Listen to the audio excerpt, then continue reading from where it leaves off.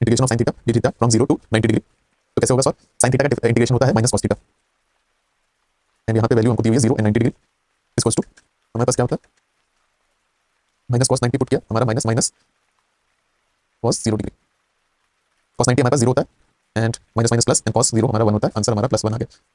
Graphically कैसे समझना है ये मैं आपको बताता हूँ।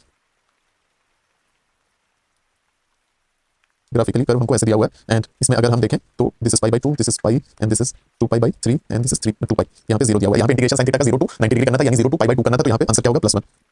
डायरेक्टली हम लोग ग्राफ से आंसर निकाल सकते थे। अब इसी मेथड से हम एक और एग्जांपल सॉल्व करते हैं, cos theta d theta integration 0 to 270 degree. इसका इंटीग्रेशन कैसे हम लोग तुरंत आंसर दे सकते हैं। cos का अगर आपको एक ग्राफ याद है,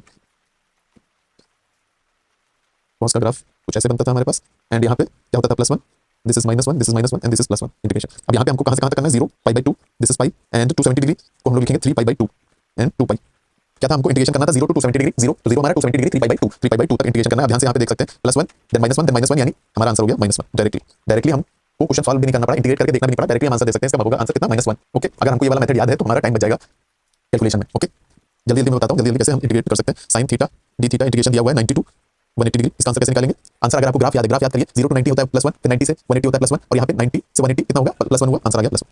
ग्राफ आपको बनाने की भी जरूरत नहीं, अगर आपको दिमाग में याद है, आपको याद है तो कैसे साइन का कर्व होता था, लाइक दिस कर्व होता था, ऐसे ऊपर गया एंड देन नीचे आया, तो 0 to 90 +1, 90 to 180 +1, then 180 to 270 -1, 270 to 360 -1। ये हमारा एग्जांपल होता था साइन थीटा के कर्व का।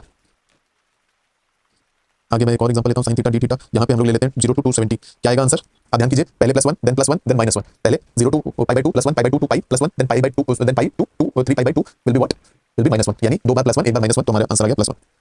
एक बार फिर यहाँ पे हम लोग लेते हैं cos थीटा डी थीटा, कितना 90 टू 180 सॉल्व करके देखते हैं कितना आएगा। अब याद कीजिए cos का कर्व जो होता था 0 टू पाई बाई 2 +1 होता था, देन 90 टू 180 डिग्री -1 होता था, 180 डिग्री टू 270 डिग्री -1 होता था, देन 270 टू 360 फिर से +1 होता था जाके। तो यहाँ पे हमको 90 टू 180 पूछा हुआ है, यानी आंसर -1। यहाँ पे अगर हम 0 टू 270 लें cos थीटा का, तो क्या आएगा आंसर हमारा 0 to 90 +1 cos theta integration, then -1 answer -1।